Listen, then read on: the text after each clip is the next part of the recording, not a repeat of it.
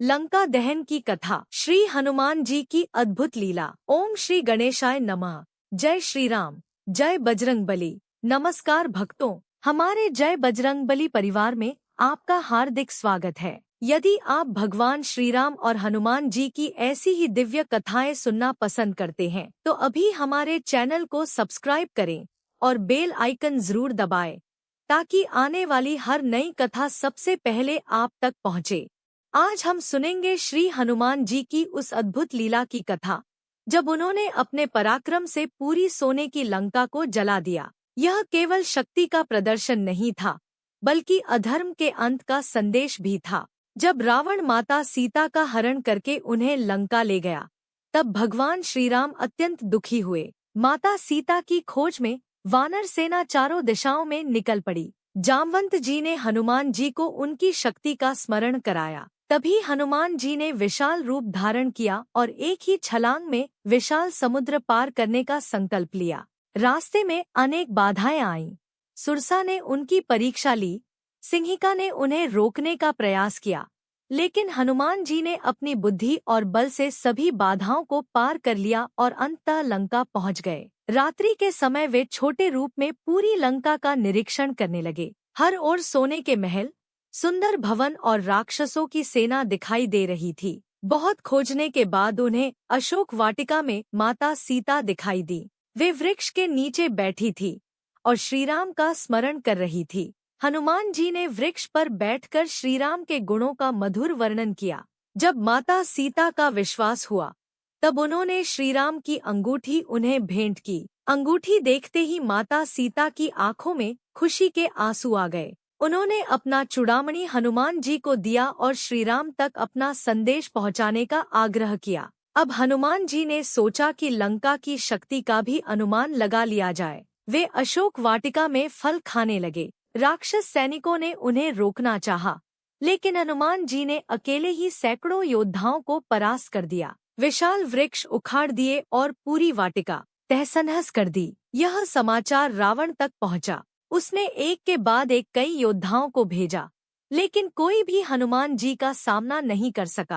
अंत में मेघनाद आया। उसने ब्रह्मास्त्र का प्रयोग किया। ब्रह्मास्त्र का सम्मान करते हुए हनुमान जी ने स्वयं को बंधन में जाने दिया। उन्हें रावण की राजसभा में लाया गया। रावण ने क्रोधित होकर पूछा, तू कौन है? हनुमान जी ने निर्भय होकर उत्तर दिया, मैं श्रीराम का दूत हूँ। अभी भी समय है, माता सीता को सम्मानपूर्वक लौटा दो, अन्यथा श्रीराम का क्रोध पूरी लंका का विनाश कर देगा। रावण को यह बात बिल्कुल पसंद नहीं आई। उसने आदेश दिया कि इस वानर की पूंछ में कपड़े बांधकर तेल डालो और आग लगा दो। राक्षसों ने खुशी खुशी हनुमान जी की पूंछ पर कपड़े लपेटने शुरू कर दिए, लेकिन हनुमान जी अपनी पूंछ लगातार लंबी करते गए। जितने कपड़े लपेटे जाते पूंछ उतनी ही बढ़ जाती। अंत में जब आग लगा दी गई तब हनुमान जी मुस्कुराए। अब हनुमान जी ने अपना विशाल रूप धारण किया। वे एक महल से दूसरे महल पर कूदने लगे। उनकी जलती हुई पूंछ से सोने की लंका के महल, भवन, अस्त्र शस्त्र के भंडार और राजमहल तक अग्नि की लपटों में घिर गए। चारों ओर हाहाकार मच गया। राक्षस अपनी जान बचाने के लिए भागने लगे। पूरी लंका जल रही थी, लेकिन हनुमान जी ने विभीषण के घर को नहीं जलाया, क्योंकि विभीषण धर्मात्मा थे और श्रीराम के भक्त थे। इससे यह शिक्षा मिलती है कि भगवान के भक्त की रक्षा स्वयं भगवान करते हैं। लंका दहन के बाद हनुमान जी समुद्र तट पर पहुंचे और अपनी पूंछ की आग समुद्र में बुझाई। फिर वे दोबारा माता सीता के पास गए और उन्हें प्रणाम करके कहा, माता, अब मैं प्रभु श्रीराम के पास जा रहा हूँ। वे शीघ्र ही आपको मुक्त कराने आएंगे। इसके बाद हनुमान जी समुद्र पार करके वापस श्रीराम के पास पहुँचे। उन्होंने माता सीता का संदेश और चूड़ामणि श्रीराम को सौंप दी। यह देखकर श्रीराम भावुक हो गए। उन्होंने हनुमान जी को गले लगाया और कहा कि उनके इस उपकार का बदला वे कभी नहीं चुका सकते। हनुमान जी की इस लीला ने सिद्ध कर दिया कि सच्चा भक्त अपने प्रभु के लिए असंभव कार्य भी संभव कर सकता है। लंका दहन केवल एक नगर को जलाना नहीं था, बल्कि अधर्म, अहंकार और अन्याय के अंत की घोषणा थी। इस कथा से हमें 3 महान शिक्षाएं मिलती हैं। सच्ची भक्ति में अपार शक्ति होती है। अहंकार का अंत निश्चित है। भगवान के कार्य में समर्पित व्यक्ति को कोई भी शक्ति रोक नहीं सकती।